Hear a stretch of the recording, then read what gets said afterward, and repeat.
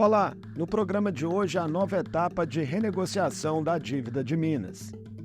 Após o Supremo Tribunal Federal estender em 3 meses o prazo de suspensão do pagamento de parcelas, o presidente do Senado, Rodrigo Pacheco, pretende apresentar no início de maio o projeto que pode trazer solução definitiva para o endividamento de Minas com a União.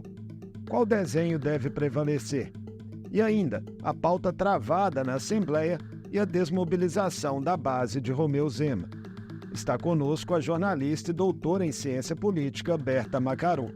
Bem-vinda mais uma vez ao programa, Berta. Muito obrigada, é um prazer estar aqui.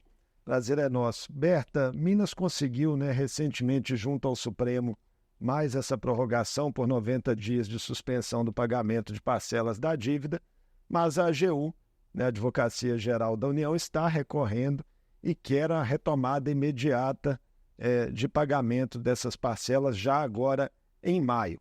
Como entender esse movimento do governo Lula, em meio às tratativas em curso aí capitaneadas por Rodrigo Pacheco? Olha, eu acho que precisa ser entendido e aí a gente tem que conversar por etapas, Primeiro, o que a AGU está demandando é que o governo de Minas pague não a parcela cheia da dívida, mas a parcela correspondente, que seria 11,11% da dívida, caso o plano de recuperação fiscal do governo Zema tivesse sido homologado aqui no ano passado pela Assembleia. Porque o que acontece? Quando a gente pega retrospectivamente, a gente vai ver que em junho do ano passado, o Supremo Tribunal, o ministro Nunes Marques, autorizou o governo de Minas a fazer adesão ao regime de recuperação fiscal sem anuência da Assembleia, dando um prazo até 20 de dezembro para que essa matéria fosse aprovada na Assembleia. Quando estávamos chegando por volta de outubro e que esse plano de recuperação fiscal do governo Zema veio para a Assembleia e os técnicos se debruçaram, inclusive o presidente da Assembleia também, em manifestação bastante contundente, fez uma leitura técnica deste plano, entendeu que esse plano seria danoso para Minas Gerais, proposto por esse plano que veio do governo Zema, porque no prazo de ao final de 10 anos, a dívida de Minas seria de 210 bilhões, depois de ter privatizado, ou seja, depois de ter desestatizado todos os ativos, todas as empresas públicas de Minas, certo? Então, neste período, nesse momento, se iniciou um movimento político que ganhou uma dimensão nacional, que foi incorporado também pelo presidente do Congresso Nacional, Rodrigo Pacheco, e viu-se, neste período, uma boa vontade muito grande do governo Lula em resolver esse problema federativo. E eu acho que é interessante dizer que o governo Lula teve a sensibilidade de se sentar e se deter sobre este problema federativo que atinge particularmente Minas Gerais, Rio de Janeiro, Rio Grande do Sul e Goiás, coisa que o governo Bolsonaro não teve. Em momento algum se viu de Paulo Guedes ou de qualquer outro, naquele momento, dos governadores endividados, qualquer tentativa sequer de abrir negociação em torno dos termos desse regime. Mesmo assim, o vice-governador Matheus Simões se diz surpreso com esse recurso. Pois mas ele está se dizendo surpreso, mas se a proposta que o governo de Minas encaminhou ao governo federal já previa esse pagamento. Então, vamos dizer, essa parcela que está sendo cobrada vai um pouco na linha inclusive, a última manifestação do Supremo Tribunal Federal, que voltou a prorrogar o prazo de carência de Minas, deixando claro que é necessário que também haja uma demonstração de um esforço efetivo do governo para estar começando a quitar essas parcelas. Vamos lembrar que já quase 6 anos que o governo de Minas não paga, não amortiza a dívida, e neste período a dívida saiu de 98 bilhões a dívida que é a dívida que está sendo renegociada nesse momento, chegou e saltou para 158, né? Não, 460. a CAN é 148 bi. Sim. Tem que até conferir direitinho, mas a dívida total de Minas é 170 e alguma coisa bilhões. Só que esses contratos, alguns contratos já foram renegociados. O que está sendo renegociado agora são esses 148 bilhões. Então, o que acontece é que houve nesse período um crescimento de 56% da dívida. Tá cômodo para o governo Zema, né? Está cômodo simplesmente deixar que as pessoas os políticos que desencadearam esse movimento, que ganhou uma expressão nacional e que já tem um resultado importante, que é a primeira proposta que o Haddad já colocou na mesa em negociação, já é uma proposta muito melhor do que aquela prevista no plano de Zema. Sobre essa proposta, né? O governo vem com uma proposta que seria juros por educação,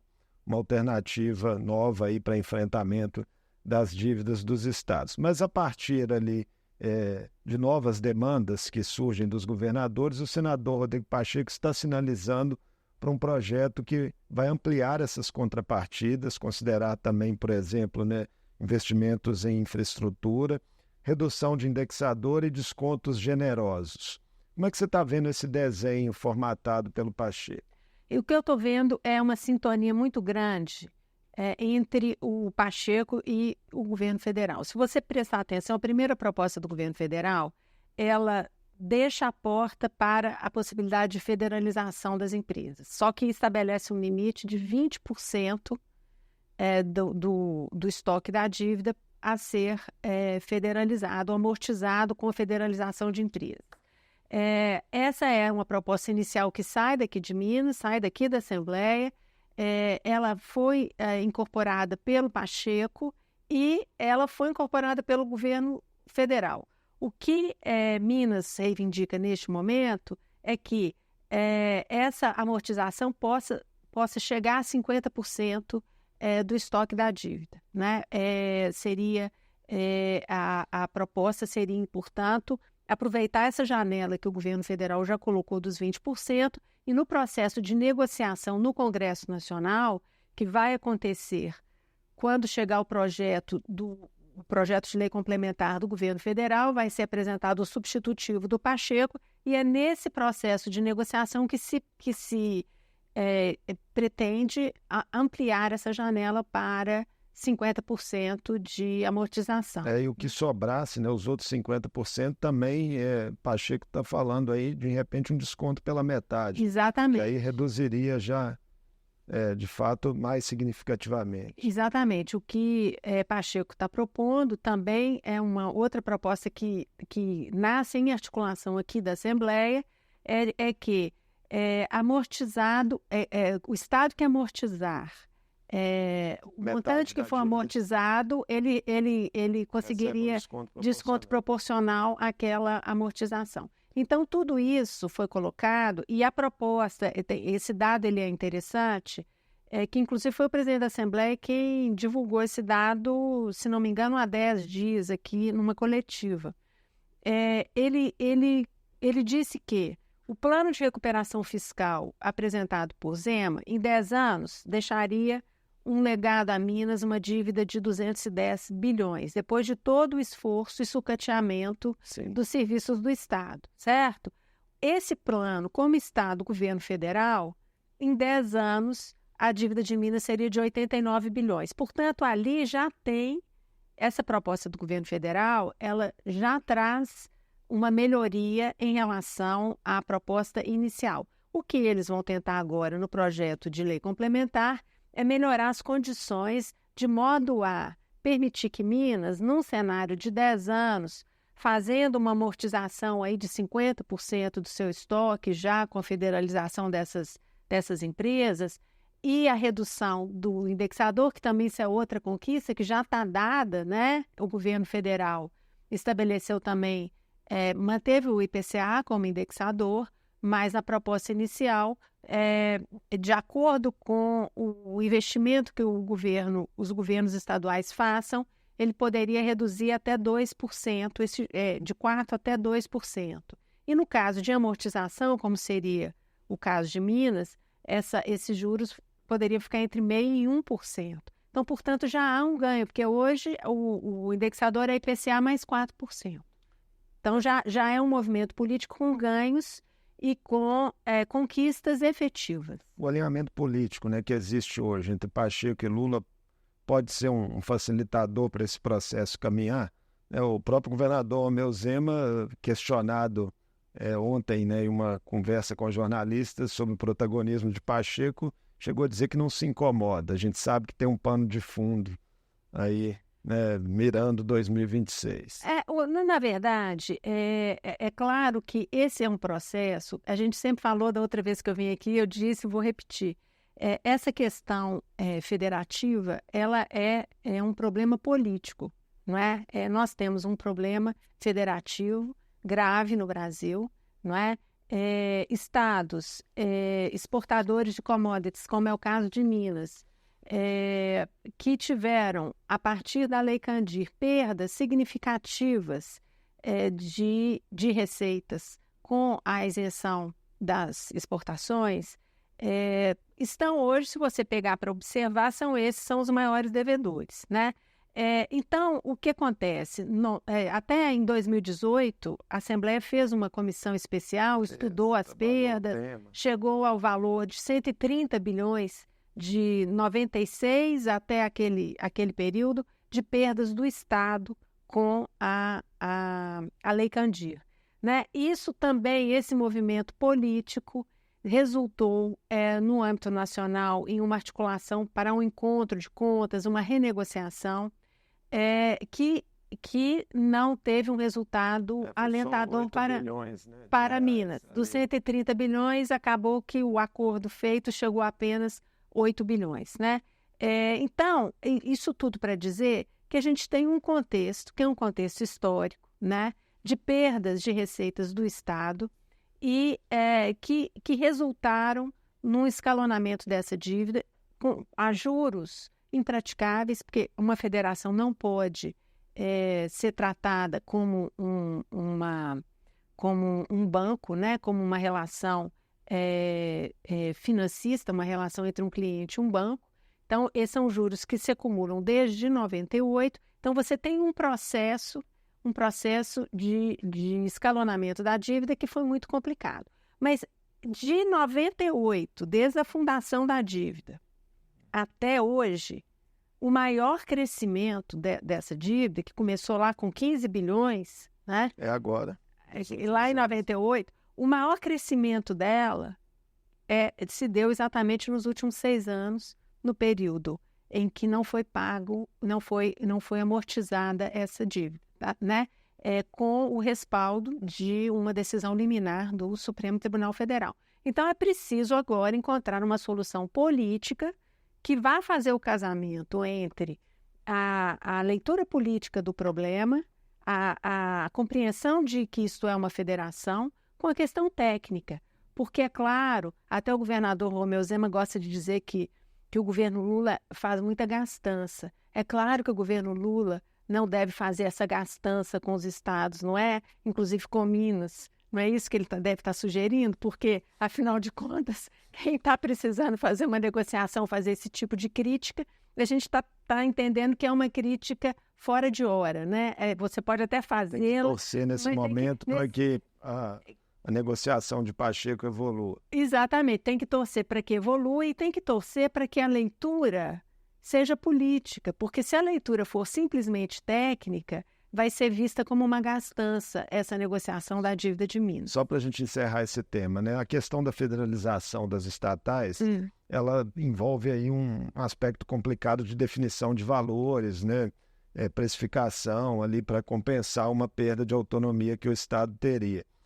E é um processo que pode ser lento, né? Será que 90 dias, nesse prazo que o Supremo concedeu, vai ser suficiente ou a gente já pode prever aí o Supremo sendo acionado outra vez? Olha, pelo tom da última manifestação de Nunes Marques, em que houve a prorrogação, ele quer uma posição de Minas contundente de que o Estado está fazendo a sua parte. E eu acho que está muito em consonância com essa cobrança da AGU de que Minas passe a pagar, pelo menos, né, o valor que o Estado já previa. Ele pode, inclusive, dar uma decisão fiscal sobre esse recurso da AGU antes, né? Antes desse prazo. Ele pode...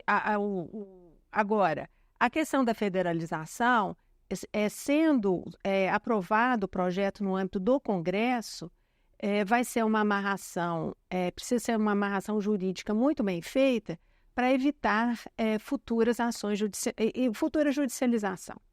Vamos falar agora de política, né? Em diversos sinais públicos, cedendo aí a palavra em atos oficiais, enaltecendo contribuições, Zema tem tentado cacifar seu vice, né, e companheiro de Partido Novo, Matheus Simões, né, como um possível sucessor. Qual que é a sua avaliação sobre o perfil do vice e o potencial eleitoral que ele teria? O vice-governador Matheus Simões é um homem, é um técnico, né, muito preparado, uma pessoa que pode reivindicar legitimamente essa condição a sua candidatura ao governo de Minas, não é? E é natural que o governador, tendo escolhido o seu sucessor, comece a trabalhar para torná-lo conhecido no Estado. Vamos lembrar que são 853 municípios, Minas Gerais tem uma extensão territorial da França, não é? E em que pese as mídias digitais hoje aproximem as pessoas, né? E ele faz viagens, né, semanais muito intensas pelo interior, exatamente. Né, por várias cidades do interior há bastante tempo, inclusive. Exatamente. Mas se você fizer uma pesquisa de intenção de voto para o governo de Minas em 2026, você pode até me cobrar, mas a gente pode esperar que a intenção de voto, o nível de desconhecimento dele vai ser altíssimo, né? Então, isso é muito desalentador para todo candidato, né? Você vê, pega Belo Horizonte, que você vê que é uma extensão territorial de 345 quilômetros quadrados, eu estou dizendo isso como se as mídias digitais não existissem, mas a gente está vendo que só elas não bastam, é preciso de uma visibilidade que dê um lastro, né? Um lastro para aquela candidatura. Zema tem um governo, né, Berta, que, segundo as últimas pesquisas que saíram, é bem avaliado pela maioria da população. Até uma avaliação aí superior ao do governo federal nesse momento e acima da média de outros estados. O que sustenta, na sua visão, essa percepção? Olha, se você pegar longitudinalmente, é uma avaliação que hoje é melhor do que o governo federal, mas ela perdeu tração ao longo do último ano. Então, a gente tem um movimento que, com algumas raras exceções de municípios, inclusive no âmbito dos municípios, com algumas exceções de cidades em que essa avaliação de governo ficou estável, mas para a maior parte, a gente tem, deste primeiro ano, de primeiro mandato para o segundo, um certo desalento e uma perda de avaliação positiva em todos os níveis, né? E no caso de prefeitos, a gente vai notar que é o último ano, né, de governo deles. Sim. E já é um ano eleitoral em que é muito difícil um prefeito recuperar, a exceção seja feita aquele ano da pandemia, tá? Porque aquele ano foi uma situação excepcional, que os governos entraram no mês de fevereiro, em geral, com uma avaliação baixíssima, mas houve um conjunto de políticas públicas muito contundentes no âmbito municipal, sociais, inclusive, que fizeram com que, naquele ano de pandemia, esses prefeitos conseguissem recuperar suas imagens. Mas o contexto agora é diferente, né? Então, para o prefeito que deixou fazer todas as suas obras no último ano, é mais difícil ele recuperar essa imagem se não fez ao longo dos últimos 3 anos. Então, há esse movimento mais geral, é um ano em que para os governos está mais difícil. Zema tem se movimentado, né, também visando um projeto nacional. Ele não nega que possa ter essas pretensões. Como é que você vê as chances dele aí no hall de lideranças que busca ocupar, né, esse vácuo ali na direita deixado né, com a inelegibilidade de Jair Bolsonaro? Olha, é uma pretensão legítima, um governador de Minas, é o segundo colégio eleitoral, é um estado que historicamente deu grandes presidentes da República para o Brasil. Então, todo governador de Minas é um natural candidato à presidência da República. Dito isso, olhando para o contexto nacional, nós temos no campo político em que o governador Zema se coloca, que é o campo está entre a extrema-direita e a direita, né? Porque ele namora com o bolsonarismo, ele frequenta os eventos do Bolsonaro, dá sinalizações de narrativas próximas à do bolsonarismo, mas depois ele nega que seja bolsonarismo, ele recua. É uma estratégia de ambiguidade que causa uma certa confusão, né? De sinais trocados no processamento dessas informações para o eleitor que não está tão ali perto da política, acompanhando tão de perto, né? Então, é nesse campo em que o governador Romeu Zema está, existe uma figura que vai coordenar esse processo de sucessão, que é o próprio ex-presidente Jair Bolsonaro. E a gente sabe, pelo comportamento do ex-presidente Jair Bolsonaro, não é um comportamento de lealdade aos seus aliados e não é um comportamento que tende a permitir novas lideranças, já que ele não pode estar inelegível, é muito pouco provável que ele vá incensar e permitir que uma nova liderança se afirme nesse campo político dele. Então, então eu vejo aí um complicador que também se associa ao fato de que, neste mesmo campo, há outros candidatos colocados, o governador de São Paulo, o governador de Goiás, né? E, bom, o governador do Rio não tem, ele tem ficado mais silencioso, ele está preocupado em resolver a dívida do estado dele. Não tem tanta tração, né? Rapidamente, Berta, aqui na Assembleia, né, o governo Zema está enfrentando dificuldades para destravar a pauta, tem vetos aí, um esforço, inclusive, nesta quarta-feira que a gente está gravando, um esforço de tentar finalmente vencer vetos que estão travando a pauta, né, desde fevereiro. A que se deve essas dificuldades, né? Olha, aí eu já vejo, eu vejo um cenário macro e um cenário específico de Minas, né? O cenário macro é que nós temos, a partir de 2016, parlamentos sucessivamente, em medidas, em mudança de legislação, em sucessivas mudanças de legislação, alcançando uma autonomia orçamentária maior, né? E, inclusive, na minha forma até de entender, subvertendo um pouco a lógica do que seja um parlamento, né? Então, o que a gente percebe? A gente percebe que o que era até 2015, 2014, até o próprio impeachment de Dilma, o que era uma política que coadunava com a ideia do presidencialismo de coalizão, que o executivo tinha para construir sua base no parlamento, que era a política de liberação de emendas, né? E havia um limite ali. Essa política ela foi perdendo tração na medida em que os parlamentos foram aprovando emendas impositivas. Então, você não tem, no âmbito estritamente legislativo, instrumento mais a não ser aumentar ainda mais a participação e dando mais nacos do poder, o que também é possível de se pensar. O governador admitiu ontem, numa conversa com jornalistas, que tem mesmo certa dificuldade em atender com agilidade essas demandas, seja de liberação de emendas ou de indicações políticas. Sim, e esse é um aspecto. O outro aspecto, eu acho que tem muito a ver com o nosso contexto da tecnopolítica, né?